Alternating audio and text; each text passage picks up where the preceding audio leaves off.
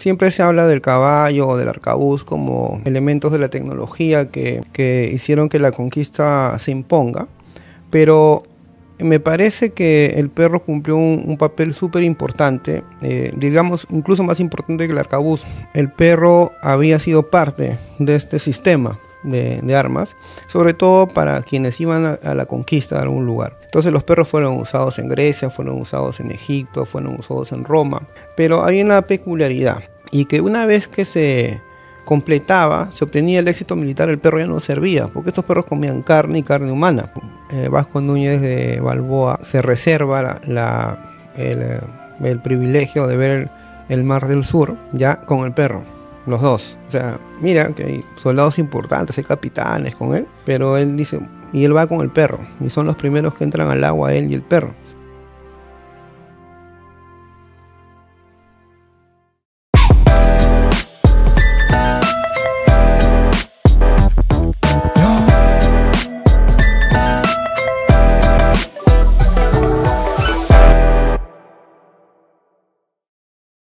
Cuando hablamos de la conquista de América, vienen a nuestra mente una serie de imágenes, no necesariamente la imagen de un grupo de perros hambrientos abalanzándose sobre aborígenes. Esto se llamaba aperreamiento, existió, lo menciona también Eduardo Galeano en Las Venas Abiertas de América Latina, y lo menciona Carlos Enrique Freire, que nos acompaña el día de hoy. Carlos, bienvenido al Buen Librero. Muchas gracias por venir. Muchísimas gracias por la invitación también. Has publicado este libro que se llama Tierra de Canes, la historia de este aventurero llamado Tomás de Jerez, que llega a América y se convierte en aperreador. En principio, cuéntale un poco a la gente qué era el aperreamiento. Bueno, el aperreamiento era un castigo que se daba contra quienes cometían algunas faltas. Digamos, la homosexualidad era castigada con el aperreamiento. Y eso dentro del contexto digamos, del delito. Sin embargo, estos perros más bien eran usados como un arma ofensiva.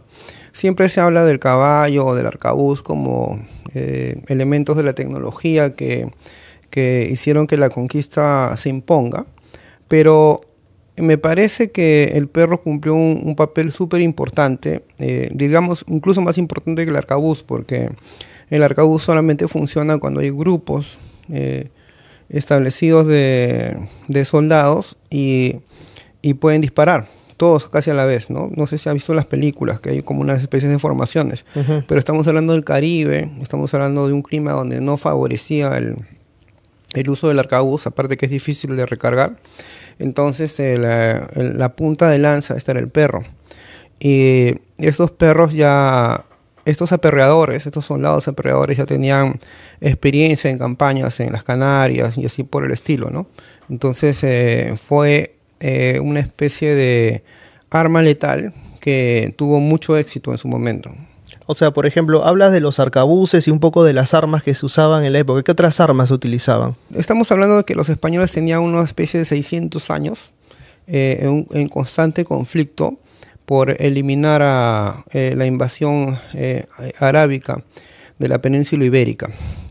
Entonces, habían desarrollado gran tecnología de guerra para la época, ¿no? Estamos hablando de las espadas, los sables, estamos hablando de la artillería, el mismo arcabuz, el caballo como elemento de maniobra tan importante que incluso perduró bastante entrado el siglo XIX y a inicios del siglo XX. Sin embargo, el perro había sido parte de este sistema de armas, sobre todo para quienes iban a la conquista de algún lugar. Entonces los perros fueron usados en Grecia, fueron usados en Egipto, fueron usados en Roma, pero había una peculiaridad, y que una vez que se completaba, se obtenía el éxito militar, el perro ya no servía, porque estos perros comían carne y carne humana, ¿no? Y se necesitaba mano de obra para continuar los trabajos que implican la explotación del mineral y también el trabajo agrícola, ¿no? Porque eran básicamente los medios de subsistencia, uno para enriquecerse y el otro para tener alimento. Entonces requerías, ya no podías seguir comiendo gente. Y comienzan a botarlos, en algunos casos los obsequiaban, en otros casos los botaban. En otros casos, como el caso de Tomás de Jerez, desertaba con el perro porque había un fuerte sentimiento de lealtad al perro. Y es curioso, pero los perros formaban jaurías y después ves a los indígenas con los españoles peleando contra los perros, ¿no? Y se vuelve una especie de relación ahora de amor-odio, ¿no? Así que me parecía importante escribir este texto porque no solamente por el hecho de describir la violencia sobre la población nativa, sino porque también pienso que estos aventureros eran bastante decididos y valientes. Y había muchísimos personajes de los cuales nosotros conocemos solamente pinceladas, como Blasco Núñez de Balboa, ¿no? Que para conocimiento básico es el descubridor del Océano Pacífico. Pero ¿cómo descubre el Océano Pacífico, no? Entonces me llamaba mucho la atención poder hacer esta descripción de este largo peregrinaje a través del Istmo de Panamá, ¿no? Que bueno, en ese tiempo todavía no. Ahora, pero no solo Vasco Núñez de Balboa, mencionas también a un tal teniente Francisco Pizarro. En la época, ser un criador de cerdos era ser un hombre exitoso, porque la gente realmente se moría de hambre, ¿no? Y ser analfabeto, digamos que no era un deshonor para un hombre que peleaba. Estos hombres que peleaban no necesitaban tanta ciencia. Entonces ya hay un elemento que va a ser importantísimo en este Pizarro, que llega en 1509, 1510 a América, y es que la gran ventaja del Pizarro que llega a Cajamarca tiene que ver con su amplia experiencia en estas guerras con nativos. O sea, Pizarro es el resultado de casi 25 años de experiencia en América, ¿no? Por eso es que cuando llegan a Cajamarca, llegan con todo ese backup, ese conocimiento, ¿no? Y por eso es que lo menciono, ¿no? Durante la novela, porque es una persona que siempre está rotando entre campaña y campaña. De hecho, llega primero a México, según tengo entendido. No, primero llega a lo que ahora es República Dominicana. Ahí desembarca. A lo que sería Pizarro. la Española. La Española, ¿no? Uh-huh. O sea, y llega ahí con esta expedición de Nicolás de Obando, esta gigantesca expedición que intenta lograr que ya Castilla o España se materialice su presencia en América, ¿no? Esa es la primera gran expedición, ¿no? Del que tampoco no sabía mucho. Y creo que el gran mérito de esa novela lo entiendo en el nivel que he podido investigar y estar detrás de los detalles, de cómo pensaban y del enorme esfuerzo. Como yo soy un soldado profesional, entonces yo entiendo muy bien lo que significa ese esfuerzo de desplazarse de largas distancias, llevando peso en situaciones de clima muy difícil. Y por eso me parecía, no sé si admirable, porque sé que siempre el tema de la conquista es un tema muy sensible y hay muchos extremos, ¿no? Me imagino que ya te debe haber caído toneladas de hate por lo que acá de uno y de otro lado. Mira, he visto los comentarios en redes, ¿ya? Y siempre hay esta discusión, ¿no? Hay un lado absolutamente hater, ¿no? Y hay otro lado que dice, bueno, pero hablamos español, ¿no? Yo pienso que estoy en el punto intermedio. ¿Y por qué? Las guerras son procesos que se dan sí o sí, tarde o temprano. Existen líneas políticas, económicas, sociales, que algunos factores los van juntando y se generan puntos de inflexión que terminan en guerras. Por ejemplo, cuando tú haces analizas el tema de la Revolución Francesa, es muy interesante. Pocos años antes había habido una erupción de un volcán. Ese volcán queda en Islandia y afectó a Egipto, lo que generó una enorme hambruna en Francia, ¿no? Y esto sumado a las ideas de la Ilustración, y el rey comienza a perder poder, porque el rey era el que solucionaba todo, ¿no? Y esa Revolución Francesa va a tener sus efectos en la independencia de América, ¿no? Entonces, un elemento tan lejano como un volcán, el volcán Laki, o sea, nadie sabe quién es el volcán Laki, termina San Martín proclamando la independencia del Perú, porque hay una relación directa entre la Revolución Francesa y la independencia y la independencia de las repúblicas latinoamericanas o sudamericanas, como se quiera ver. Entonces, en este caso, esta guerra entre los españoles o los colonizadores de manera general, porque también tenemos que sumar a Portugal, y los habitantes aborígenes de América, ¿no? Sí va a dar tarde o temprano por los efectos del progreso de la navegación y el progreso de la guerra, ¿no? Entonces este choque iba a tener vencedores y vencidos. Y nosotros somos producto de esos, de los vencedores y los vencidos. Entonces es un poco difícil equilibrar la visión, porque hay gente que dice, bueno, ha sido un abuso, pero también acá, dentro del contexto de América, también había enormes abusos, ¿no? Hay muchísimos relatos sobre cómo los incas, una vez que derrotaban a algún otro grupo rival que había osado pelear contra ellos, hacían tambores de las barrigas de sus enemigos para aterrorizar a otros grupos humanos. Entonces, digamos que era otro mundo, y tratar de verlo con la visión, con los ojos de ahora va a generar de todas maneras haters, y eso yo lo comprendo, porque es parte de nuestra educación. Nuestro sistema educativo está delineado de esa manera, ¿no?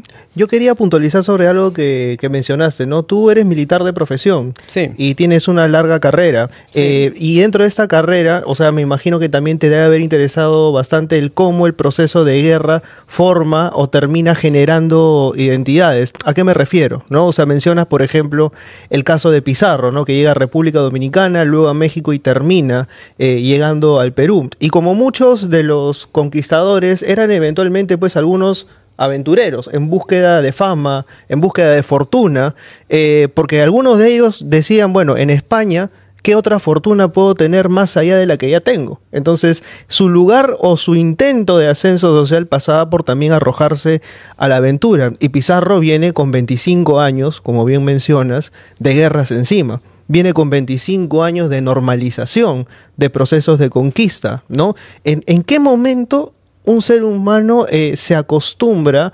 a ver la violencia como un camino natural dentro del proceso de crecimiento o como parte de su identidad, ¿no? La guerra a veces se convierte en un discurso, y hay gente, y mucha gente, que cree que la guerra es la forma correcta de llegar a cierta cúspide. Una de las cosas que yo podía ver de esos conquistadores a través de la lectura de los cronistas era no solamente el afán de riqueza, que podía ser hasta secundario, sino el afán de gloria. Y lo percibo bien en el caso de Núñez de Balboa, porque no solamente se contenta con descubrir el mar del Sur, que después se va a convertir en el Océano Pacífico, sino en que dice que él va a llevar el primer barco que va a navegar en ese océano, es el suyo. Entonces eso te da una idea básica del tema de la gloria propia. Pero la guerra es un asunto mucho más complejo que una gloria personal. La guerra es un proceso en el cual uno visibiliza a un líder, ¿no? Pero toda la gente que está debajo de este líder o de estos líderes o de este país, ¿no? Todos piensan parecido. Entonces acá la guerra no es un asunto de uno, y ahora que hay varias guerras vivas en Ucrania, en Rusia con Ucrania, en el Medio Oriente, todo. Cuando tú conversas con los protagonistas, que a veces tengo ocasión de conversar, entonces te das cuenta de que el asunto de la guerra no es un asunto de uno, sino de toda una cultura, ¿no? Entonces es como cuando hay sociedades que piensan en el comercio, entonces todo el mundo está pensando en el comercio, ¿no? Pero inevitablemente no podemos decir jamás que la guerra no va a existir. Lo tengo sumamente claro y creo que la experiencia nos avala, ¿no? O sea, ¿tú sí crees que, por ejemplo, la paz es un periodo entre dos guerras? La paz es un periodo entre dos guerras, sí. Lo que sucede es que no todas las guerras son iguales. Entonces hay guerras entre hermanos, ¿no? Dentro de un propio país. guerras de Estado. Y también a veces hay guerras de las que no te das cuenta. Cuando comenzó el terrorismo en el Perú, como yo he estudiado bastante ese caso. ¿Te tocó estar en la guerra antisubversiva? En la de los... no, o sea, no en la guerra... No en la de los 80. No en la de los 80. Yo salí de la escuela militar el año 2000. Yo ya he estado más cercano del tema de los Quispe Palomino, esas cosas. Pero cuando comenzó en los 80, en el Perú recién se dieron cuenta del problema real casi 2 años después. ¿No? O sea, no sabían muy bien a qué se enfrentaban. Cuando uno ve los reportes de los diarios, ve que le echaban la culpa a los montoneros argentinos, a guerrilleros cubanos, ¿no? Pero las líneas que decía Sendero Luminoso estaban ahí. O sea, hay el marxismo, leninismo, maoísmo, la primera escuela militar y todo esto, pero nadie podía distinguirlo.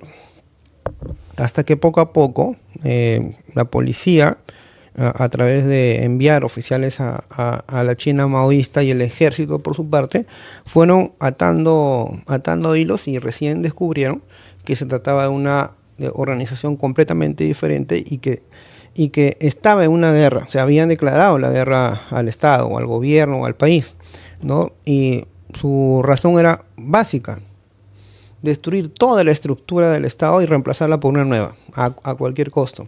Entonces nadie se dio cuenta en ese momento, ¿no? Entonces a veces no te das cuenta que estás en la guerra. O sea, tú dices, no nos dimos cuenta que estábamos en guerra ya. No, porque la gente siempre cree que las guerras se declaran, pero las guerras no se declaran, las guerras se hacen de frente. O sea, quien te va a hacer la guerra comienza a alimentar la guerra. Claro, por ejemplo, no es que estos conquistadores llegaron y le dijeron a los aborígenes, te vamos a declarar la guerra. No. Llegaron porque llegaron con cometidos muy fácticos, ¿no? Entonces, había población que se dio cuenta que estaba en desventaja, los dirigentes en muchos casos, entonces hicieron alianzas, ¿no? Pero esas alianzas también tenían ellos problemas entre ellos, y eso también pasó en el Perú. Y se unían a los españoles, a veces se rebelaban, había de varios tipos, ¿no? Pero siempre el perro estaba ahí dando vueltas persiguiéndose la cola, o por lo menos olisqueando algún tipo de comida, ¿no? Hay una parte en el inicio del libro que me llamó la atención y fue la siguiente, ¿no? Los perros que estaban ahí, hambrientos, eventualmente les tiraban por ahí un pedazo de bizcocho viejo, incluso alguno de ellos quiere robarle a alguno de los que está ahí para poder alimentar a los perros. Y él le dice, me parece que es Tomás de Jerez, el que le dice a uno de sus compañeros, véndeme tu vino, porque les daban una ración de vino. Sí, para el viaje. Sí. Para el viaje, o sea, y es como que él sabía que bajando del barco podía vender ese vino a mejor precio. Entonces se generan estas pequeñas relaciones de poder dentro de la nave, que además es una relación de poder interesante. ¿Por qué? Porque en una nave estás totalmente a la deriva. Si bien es cierto, sabes que hay cierto orden y cierta jurisdicción, no hay nadie necesariamente que te pueda juzgar por lo que vayas a hacer ahí, ¿no? Es como estar en una especie de no lugar. Y estos viajes duraban además meses. Meses, sí. Eran unos viajes terribles. Como has visto, ya los españoles descubren los tiburones, descubren los huracanes, ¿no? Y creo que una de las cosas que más me llamaba la atención precisamente era esta iniciativa del viaje, porque realmente era un padecimiento. Yo he viajado durísimo en el Perú, bastante, en todo lo que te puedas imaginar. Y digamos que ya ahora, en estas épocas, viajar por una trocha como que es muy cansado. La gente siempre prefiere el avión, ¿no? O yo que he andado mucho en helicóptero y estas cosas, ¿ya? Entonces me ponía a pensar en la terrible sensación de esta gente mal alimentada, soportando el vaivén del mar, víctimas del escorbuto, ¿no? Que simplemente no sabían qué era y los botaban al mar, víctimas de los tiburones, y aún así llegar y tener ambiciones. O sea, era una cuestión muy espectacular, ¿no? Claro, o sea, era básicamente lanzarse a la mar y no saber si es que ibas a llegar. Sí, porque además que había naufragios también, ¿no? Entonces, ¿qué te puede motivar a arriesgarlo todo? y llegar a un lugar que no conoces, lleno de peligros, lleno de, digamos, de una neblina de conocimiento, porque no sabes no sabes muy bien a dónde estás llegando, y llegar con la esperanza de volverte alguien, ¿no? Porque eso era finalmente, ¿no? Había gente que regresaba, ¿no? Pero ni aún así la alcanzaba porque se habían vuelto ricos, pero no tenían estatus. Entonces preferían quedarse en América, donde sí tenían eran alguien, ¿no? Claro, evidentemente. O sea, esta relación con los perros, ¿no? O sea, porque el perro en realidad es el proceso evolutivo, pues, del lobo, domesticado, evidentemente, pero con un sentido de lealtad tremendo, además, ¿no? Y es como que eso es lo que genera la contrariedad, ¿no? En Tomás de Jerez, porque dice, ¿no? O me deshago de esto o finalmente me lo quedo, pero quedármelo también es asumir un riesgo porque hemos entendido también, pues, que es un perro acostumbrado al ataque, acostumbrado a lanzarse sobre otros humanos, ¿no? Yo creo que él descubre que mientras más al sur va, el perro le va a seguir siendo útil. Entonces él sale de su zona de confort y él va descubriendo que hay más lugares al sur hasta donde caminar, ¿no? Hay una lógica ahí, ¿no? Que le dice otro de los protagonistas de la novela, y le dice: si nosotros en Europa hemos visto que hay tierras al sur, refiriéndose a África, refiriéndose al Medio Oriente, ¿por qué acá no podrían haber tierras al sur, más al sur, ¿no? Entonces comienzan a pensar lógicamente, y hay informes de las propias etnias locales que les van diciendo, no, sí, hay más cosas más abajo, ¿no? Y por eso es que él siempre cree que el perro le va a ser útil, que el perro va a estar con él ahí siempre. Es una especie de lealtad mutua, ¿no? Y me sorprendía lo inteligente que eran los perros. Y también, bueno, eso de que el perro cobra su sueldo, que está bien vestido, que lleva joyas, ¿no? Me llamó mucho la atención cómo Vasco Núñez de Balboa se reserva el privilegio de ver el Mar del Sur, ya con el perro, los dos. O sea, mira que hay soldados importantes, hay capitanes con él, pero él dice, y él va con el perro, y son los primeros que entran al agua, él y el perro, ¿no? Entonces, imagínate ese sentido tan cercano. Ahora, ¿hay registros de qué tipo de perros fueron los que trajeron? Dogos y alanos, fundamentalmente, ¿no? Entonces he visto la figura de esos perros temibles, ¿eh? O sea... No, o sea, el dogo es prácticamente el progenitor ancestral del que conocemos ahora como dogo argentino. Exacto, ¿no? Sí. O sea, que es un perro maceteado, pues, ¿no? Sí, y comían carne. O sea, de hecho, la población no comía tanta carne como el perro. El perro era realmente que comía carne, y como sabes, cualquier animal de la naturaleza que come carne tiende a tener más corpulencia. Eso incluso pasa con los seres humanos. O sea, y aquí, o sea, es donde hago una pregunta. ¿Esto nos podría llevar a pensar eventualmente que hay perros más agresivos que otros? ¿O es el humano quien los entrena para la batalla o en este caso para la muerte, ¿no? Como en todos, y también pasa en los seres humanos, hay temperamentos en las personas y en el perro. Y muchas veces la persona influye en el perro. Cuando estaba escribiendo la novela, veía un montón de perros por acá y por allá, ¿no? Y te das cuenta de que muchas veces el perro obedece a un comportamiento de acuerdo al lugar de donde está, ¿no? Antes había perros de chacra, pero perros bravísimos, ¿no?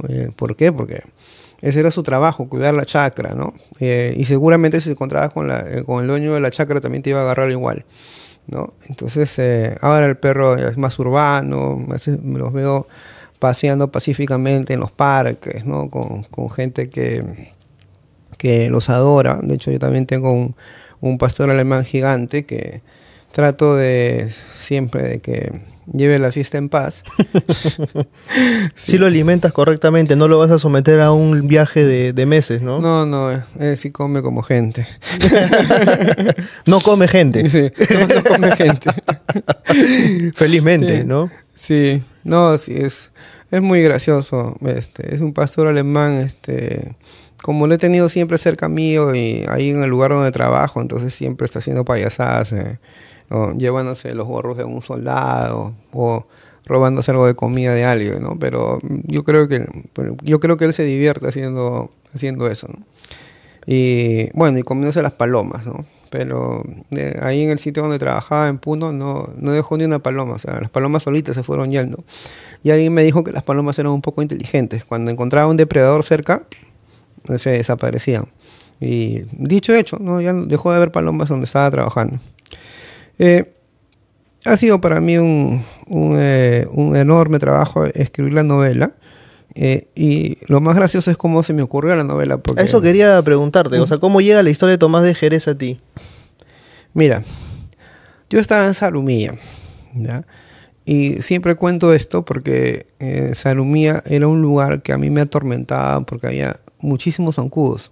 Entonces yo venía de otro lugar, de Amazonas. Había estado como 3 años en Amazonas y había llegado a Salumilla. Y siempre había un tema con el calor y los zancudos, ¿no? Entonces yo decía, ¿cuánto tiempo voy a estar acá? Y en eso, un hombre que era un regidor de una municipalidad me dijo que quería que escriba la historia de Salumilla, que me querían contratar para escribir la historia de Salumilla. Y lo único que yo sabía muy bien de Salumilla es que había habido la guerra del 41 con Ecuador, ¿no? Entonces le digo, pero más historia de Salumilla, pues Salumilla es chico realmente, ¿no? Y insistió, entonces acepté escribir porque, bueno, estaba ahí, ¿no? Entonces cuando comencé a ver archivo, ¿no? Pedí archivos por acá, tengo unos amigos historiadores en la comisión de historia del ejército, entonces me enviaron algunas copias de cosas escaneadas. Encontré una historia interesante. Habían venido los españoles entre las primeras llegadas acá y llegan a Tumbes, cruzan el río Tumbes porque la población quedaba al otro lado donde queda ahora la ciudad, y sale la población, esa población eran los tayanes, a combatirlos y le sueltan los perros y la población se rinde al perro. O sea, los perros son los que generan todo un destrozo ahí. Entonces ahí fue la primera vez que tuve referencia de la llegada de perros. O sea, los perros llegaron al Perú. Y eso me comenzó a llevar hacia atrás, ¿no? Y eso es sumamente curioso cuando comienzo a indagar. Entonces encontré estos perros famosos, pues, leoncico, ave becerrillo, ¿no? Estos perros llenos de cadenas de oro y de carlangas, creo que se llamaban, dentro de sus atuendos, ¿no? Perros preparados para la guerra, ¿no? Y entonces encontré que verdaderamente este era uno de los elementos más importantes de la conquista, ¿no? Ahora, por ejemplo, no cualquiera podía ser aperreador. No, tenían que recibir un entrenamiento especial. Igual como pelear a caballo, porque una cosa es montar el caballo y otra cosa es pelear a caballo. Eso es ¿Y qué has averiguado a propósito de esto? ¿En qué consistía el entrenamiento de un aperreador? Porque lo que veo es que les dan como una especie de cota de malla, creo, o algo por el estilo, que incluso él le dice, ya cuando engordes vas a llenar un poco más el traje. Claro, implica el entrenamiento de alguna táctica, ¿no? De cómo soltar al perro, de conocer las cualidades del perro. Los dejaban sin comer varios días para que salgan con la mayor velocidad posible. Y una cosa que me llamó la atención es si un aborigen o un indígena, o como se le quiera llamar, o un nativo, era una persona, o sea, ¿por qué no atacaba a la otra persona, al español o al migrante en este caso? Y me di cuenta que era por la dieta, olían diferente, ¿no? Entonces el olor del nativo tenía un olor particular por lo que comía. Uh-huh. Y también la gente era de otro color, ¿no? O sea, y eso ha ido cambiando porque ahora comemos diferente también. Y esto incluso yo ya lo sabía, lo había leído, pero también se lo leía a Steven Spielberg cuando cuenta cuando estaban filmando Rescatando al Soldado Ryan. Ujú. Y contaba que en la Segunda Guerra Mundial los norteamericanos eran de otro color. O sea, eran, claro, blancos, ¿sí? Pero era otro blanco, otro tipo de blanco y que tenía que ver con lo que comía en ese tiempo. Entonces ahora la gente come muy diferente y emite otros olores y tiene otro color. Entonces en esa época era lo mismo, ¿no? Tenían otra dieta, ¿no? Entonces el perro rápidamente iba sobre el nativo a través del olor, ¿no? Y para eso estaban entrenados. Ahora yo me pongo en el lugar del nativo y de verdad qué terror ver a esta bestia hambrienta arrojarse sobre ti y de hecho esperar la muerte, ¿no? Porque no es que vas a morir a la primera mordida, literalmente mueres siendo devastado por el ataque de la fiera y eres consciente además del dolor que esto te significa, ¿no? Sí, eran conscientes y eran más pequeños. Los españoles también eran más pequeños, ¿no? Entonces, o sea, era como ver a un animal casi de tu tamaño, ¿no? Claro, Pero, o sea, de hecho yo estaba viendo el otro día reportes a propósito de la estatura, incluso de los mismos libertadores. ujú. O sea, estamos hablando de 1,60 para arriba y rozando el 70. O sea, no es que hayan sido tan altos, ¿no? Hay un incremento de la estatura también con el paso del tiempo, ¿no? Es por el consumo de proteína. Ujú. O sea, en el Perú los peruanos han crecido 1 centímetro como promedio en los últimos años. Y es por el consumo de pollo, Ujú. ¿no? Algo de proteína hemos consumido. Sí, sí. Lo que pasa es que cuando yo me acuerdo esto muy claramente porque cuando yo era niño, me acuerdo que comer pollo a la brasa era un acto familiar de cuando tu papá cobraba la quincena o el sueldo. ¿Entiendes? Ese era comer pollo. Era como, Pollo a la digamos, un brasa. pequeño banquete. Sí, sí, así era, porque yo justo vivía en una calle donde en la esquina quedaba el pollo Hilton. Entonces, era Ese que como está ahí en Lince. en Lince, sí. Claro. Entonces era como la pollería más importante de la zona. Ahí comía Alianza, ¿no? Cuando ganaba un partido, Alianza Lima iba a comer ahí. Y, y ahora, comer pollo a la brasa es un acto absolutamente regular, ¿ya? O sea, no llegas a la cena, pides un pollo para... ¿no? Entonces, ese cambio de dieta del peruano, la mayor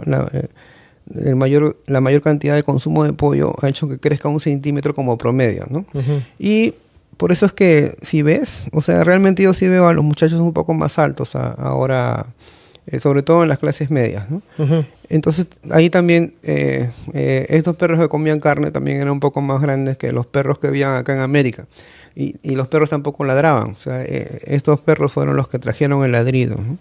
Por ejemplo, o sea, yo lo que sé, por ejemplo, es de perros en México, que eran usados como perros sagrados, los llamados techichis, ¿no? Ujú, Y los sí. xoloscuincles, ¿no? Que vienen a ser los antepasados del chihuahua moderno, ¿no? O sea, que eran perros de ofrenda, incluso, ¿no? Pero claro, o sea, comparados a estos perros que eran robustos y que venían con un apetito feraz, evidentemente pues quedaban disminuidos. Sí, cuando se inicia esta enorme expedición para el descubrimiento del país del oro de la canela y que termina con el descubrimiento del río Amazonas, los españoles llevan 2000 perros grandes, ¿ya? Y se meten en la selva y entonces comienzan a padecer todos, españoles y perros, y comenzaron a comer los perros. Solamente regresaron 4 perros de los 2000 perros, pero la magnitud de la cantidad de perros te da una idea de la importancia que tenían para Ahora, o la sea, expedición. yendo a esto, ¿no? O sea, por ejemplo, o sea, qué difícil es la selva. No, la selva es complicada, sí. O sea, porque, o sea, Juan Santos Atahualpa es el único que logra expulsar a los españoles eventualmente de la Amazonía, ¿no? Porque hay que conocer el territorio, hay que dominarlo, y parece que siempre la selva es esa especie de territorio infranqueable, que no muchos logran dominar, a lo mucho logran pactar, pero no dominar del todo, ¿no? No, la selva es un lugar maravilloso, ¿no? Yo siempre, de todos los lugares que he estado en el país, siempre le he mirado por lo hermoso, por esa sensación de enormidad que tienen los ríos, ¿no? Y también por lo difícil, ¿no? Y para dominar la selva hay que ser un hombre de selva con mucho, digamos, con mucha capacidad física, ¿no? Física, mucha habilidad, ¿no? La habilidad, un hombre en la selva que no sabe usar machete es un hombre literalmente que no sabe computación acá, ¿no? O sea, tienes que saber usar bien el machete, tienes que saber franquear un río, que no es igual que nadar en el mar, ¿no? Tienes que conocer sus códigos, sus fantasmas y todo eso, ¿no? Entonces, por eso es que es un lugar de mucho respeto y que el ejército acá en el Perú ha conseguido la enorme tarea, sin que nadie se lo reconozca mucho, de haber logrado conquistar la selva y haber llegado a la bandera del Perú hasta el último punto, ahí por Caballococha, ¿no? Y por Huepí. Pero esa tarea ha sido una tarea dificilísima en el tiempo. De hecho, yo sé muy bien que los militares no lo saben muy bien, no lo entienden porque nosotros siempre estudiamos el tema de la guerra bajo otro criterio. Pero yo que conozco bien la historia del país y la historia de estas grandes expediciones hacia la selva, entonces sé perfectamente que ese ha sido uno de los mayores logros del Estado y del ejército, ¿no? Haber plantado la bandera en el lugar más lejano de esta república, ¿no? Ahora, igual, plantar la bandera y llegar es diciendo que el Estado eventualmente termine de llegar ahí. Ah, no, el Estado demora un poco más. Es como una película mal traducida, ¿no? Los subtítulos llegan después, ¿no? El Estado llega luego. Sí. Bueno, el ejército es el Estado de una u otra manera, ¿no? Pero hay una voluntad de... Sí. Entiendo por dónde va esto, ¿no? O sea, de hecho... Ahora que mencionabas esta cuestión de dominar la selva y demás, y que no es para cualquiera, me hace recordar, por ejemplo, a Javier Herod. Javier Herod era guerrillero eventualmente, había estudiado, pero cuando llega a la selva, justamente sus reclutas le dicen: señor, usted quédese sentado, no venga porque el monte es para los que saben. Y él no les hace caso y eventualmente termina pereciendo, ¿no? O sea, porque no es tan sencillo como imaginarse que estar dentro del territorio mismo, ¿no? Y ya lo hemos dicho, ¿no? O sea, hay que conocer incluso sus fantasmas, las leyendas mismas que hay dentro de la selva, ¿no? Que es enorme, vasta, y que tiene, pues, por ejemplo, al Tunche, en fin, a muchas,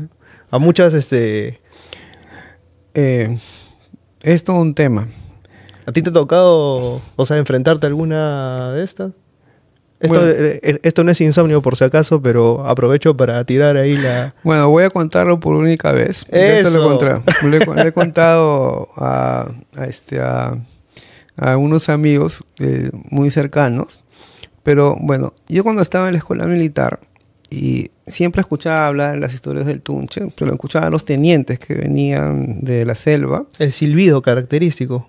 Sí, escuchaba varias historias de varios tipos, unas más alucinantes que otras, ¿no? Entonces yo llegué a la selva por primera vez, no conocía, era muy chistoso, había viajado a un montón de sitios dentro y fuera del país, pero nunca había ido a la selva. Y llegué a un lugar que se llama La Florida, que queda por del río Perené, más o menos, antes de Bichanaki. Hay como un camino, un lugar que se llama Puerto Yurinaki para ir para adentro. Y cuando llegué ahí, salíamos a patrullar. Era un pueblo que había sufrido un ataque al MRTA unos años antes. Entonces la gente siempre vivía con ese tema, esa tensión. Entonces salí de patrulla y regresé y me acuerdo que me encontré con un mayor, que era mi jefe, el mayor Castañeda, y me dijo: oye, Freire, ¿sabes qué ha pasado? Ayer ha venido el Tunche. Entonces yo me comencé a reír. Y yo le dije: pero el Tunche, ¿en serio? Me dijo. Yo estaba cenando, y comenzó a caer tierra del techo y los soldados estaban como locos. Entonces de ahí le comencé a preguntar a los soldados y los soldados me iban contando, pues, ¿no? Me dicen: no, yo le insulté y me tiré una piedra. Entonces yo aduje que era un tema de, a veces, no sé si has escuchado hablar de esta histeria colectiva. Sugestión. Una sugestión, ¿no? Claro. Así que bueno, estaba ahí. Y en la noche, a la hora que me fui a dormir, al costado de donde yo dormían los cocineros. Y los escuché rezando, ¿no? Santa María, Madre de Dios. Entonces les dije, oye, apaguen la luz, le digo, déjenme dormir, ¿no? Y me fui a descansar. Y entonces en la noche sentí que alguien estaba atrás mío durmiendo. O sea, que alguien estaba atrás mío, no durmiendo, sino alguien atrás mío en la cama. Entonces quise voltear a ver y me ahorcó. Entonces pensé que era una pesadilla y de ahí dije, pesadilla, ¿no? Y me volví a echar y me volvió a torcer, ahí sí me dolió. Entonces me paré, salí del sitio y más allá, muy cerca, unos 10 metros, habían puesto de vigilancia, había un soldado muerto de miedo. Entonces el soldado me mira y me dice, mi teniente, Tunche ha entrado a su cuarto. Le dije, ¿y cómo sabes? Le pregunté, ¿no? Ha entrado como un viento, ha abierto su puerta. ¿Para qué? Me dijo, ya no regresé al cuarto. Me fui a dormir con la tropa, ahí estaba fumando un cigarro. Yo no fumo, pero estaba a las 6 de la mañana conversando con un centinela ahí, a ver. Y el mayor me dijo, ¿ves? Me dijo, seguro te has burlado. Me dijo, sí. Sí, le dije, ¿ves? ¿Para qué te burlas? Entonces de ahí aprendí a respetar mucho eso. Y hay una frase que dicen los cubanos, que dicen, yo no creo en brujas, pero de que vuelan, vuelan. Entonces, yo no sé si de repente trato de pensar que ha sido una pesadilla, pero en el paso del tiempo he aprendido a respetar muchísimo la cultura local, ¿no? El hecho de que tienes que también compartir con sus fantasmas y todo esto, ¿no? Y eso tiene la selva, bueno, la selva tiene sus cosas, es una naturaleza gigante, como una enorme mujer que de vez en cuando se da la vuelta a la cama y te mete un coletazo, ¿no? Así que siempre hay que mirarla con respeto y con cuidado, ¿no? Las sirenas. No, la selva en general. Ah, la selva. La selva en general. Ah, ya dije, no, porque me generaste la imagen de una sirena. ¿Habrán respetado los españoles alguna de estas creencias o alguno de ellos habrá sucumbido ante algún tipo de ente local de los aborígenes? Yo creo que ellos tenían una religiosidad mucho más fuerte que la que nosotros tenemos porque tenían menos conocimiento, ¿no? Y esto hacía que evidentemente muchos eventos en la naturaleza sean reflejados en Dios o en los santos, ¿no? Entonces siempre había este problema de luchar contra los demonios locales, ¿no? Porque siempre cuando uno ve las crónicas de los españoles, los cronistas españoles, valga la redundancia, hay un tema que tiene que ver con la idolatría, con el diablo, ¿no? Entonces ellos creían mucho de que estas poblaciones nativas habían sido engañados por el diablo, ¿no? Esa era la palabra, ¿no? Y por eso hay una fuerte presencia religiosa tratando de extirpar idolatrías, y cuando no pueden, entonces hacen un sincretismo y crean imponen al Dios católico encima del Dios local, ¿no? Entonces pero es porque simple y llanamente no pueden erradicar al Dios local. Hay algo que les invito a no erradicar y es este programa, y les invito, sí, a hacer sincretismo entre esa entrevista y este libro, Tierra de Canes, cómo llegaron los perros a América Latina, en qué condiciones llegaron y a qué tareas se dedicaron eventualmente. Ya saben, dale like, comenta, suscríbete o el Tunche entrará soplando fuerte a tu puerta, como le pasó aquí a Carlos Enrique Freire. Muchas gracias por haber venido. Muchísimas gracias nuevamente por la invitación. Bueno, espero que esté entretenida la entrevista. Ha sido entretenida, definitivamente. Con nosotros será hasta la próxima semana. Chau, chau.